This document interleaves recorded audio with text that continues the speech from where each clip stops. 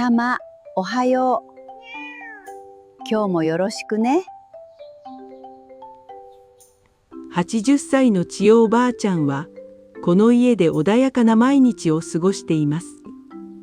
朝は決まって、縁側で温かいお茶をいただくことから始まります。いつもそばには、玉がいます。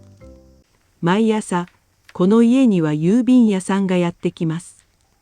それは村では、ごく当たり前の風景です。けれど、玉にとっては少し違いました。郵便屋さんの姿が見えると、玉はいつも駆け出します。大きな声で鳴いて、一歩も近づけようとはしません。郵便屋さんも、もう慣れたものです。今日も元気だね。そう笑いながら、手紙だけを置いて帰っていきます。けれど、その姿はすぐに消えてしまいます。部屋へ戻ると、さっきまでとは別の猫になるのです。眠っているおばあちゃんのそばへそっと歩いていきます。そして頬へ鼻先を寄せて安心したように目を細めました。この場所だけが玉にとって何より大切な場所なのでした。おばあちゃん、ただいま。週末になると孫のゆいさんが東京から帰ってきます。おばあちゃんに会うことがゆいさんの何よりの楽しみでした。けれど一人だけ歓迎していない家族がいます。それがタマです。ゆいさんが近づくたびにタマは小さくうなります。まるで大切な場所を守ろうとしているようでした。ゆいさんは無理に近づこうとはしません。少し離れたところから静かに見守ります。ゆいさんはおばあちゃんのために夕ご飯を作ります。掃除をして洗濯をして家のことを一つずつ手伝いました。それでも玉は少しも警戒を解きません。ゆいさんが歩けばその視線も静かについてきます。玉はゆいさんには心を開きません。それでもおばあちゃんのそばだけは特別でした。縁側で山菜をより分けるときも、新聞を読んでいるときも、食卓を囲むひとときも、いっぱい食べようね。玉はいつもおばあちゃんのそばにいます。ゆいさんはその姿を見つめながら小さくつぶやきました。どうして私には心を開いてくれないのかな。おばあちゃんは優しく微笑みます。それにはね、理由があるんですよ。それは5年前の梅雨のことでした。朝から降り続く雨が村を静かに包んでいました。神社の前を通りかかったおばあちゃんは小さな鳴き声に足を止めます。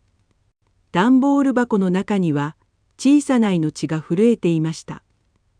まだお母さんのぬくもりが恋しい頃です。おばあちゃんは何も言わず、そっと胸に抱き寄せます。冷え切った小さな体がかすかに震えていました。家へ連れて帰ると、おばあちゃんは何度も体を拭いてあげました。石油ストーブの前で小さな体をゆっくり温めます。自分ではまだミルクを飲むこともできません。おばあちゃんは老眼鏡をかけ、小さなスポイトを手に取ります。昼も夜も何度も何度も、ゆっくりでいいですよ。大丈夫ですからね。優しい声はいつも子猫のそばにありました。子猫は少しずつ元気を取り戻していきました。命を救ってくれたおばあちゃんを守るように、玉はいつもそのそばを離れませんでした。翌朝、村には爽やかな初夏の風が吹いていました。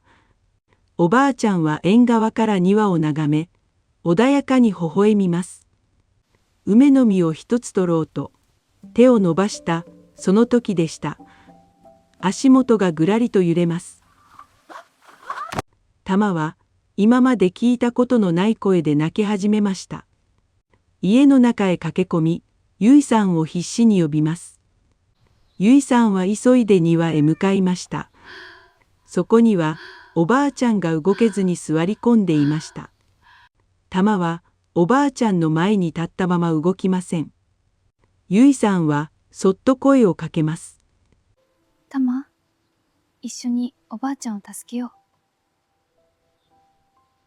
たまは静かに一歩だけ横へ動きました。あの日から穏やかな毎日が戻ってきました。ゆいさんもこの家へ帰ってくる日が増えました。たまはゆっくりとゆいさんの前まで歩いてきます。そしてそっと体をすり寄せました。それは小さな家族になろうという合図だったのかもしれません。家族は長い時間の中で生まれていくものなのかもしれません。今日もおばあちゃんのそばにはたまがいます。そしてその隣にはゆいさんもいます。山里には今日も優しい風が吹いていました。もうたまったら新聞が読めないよ。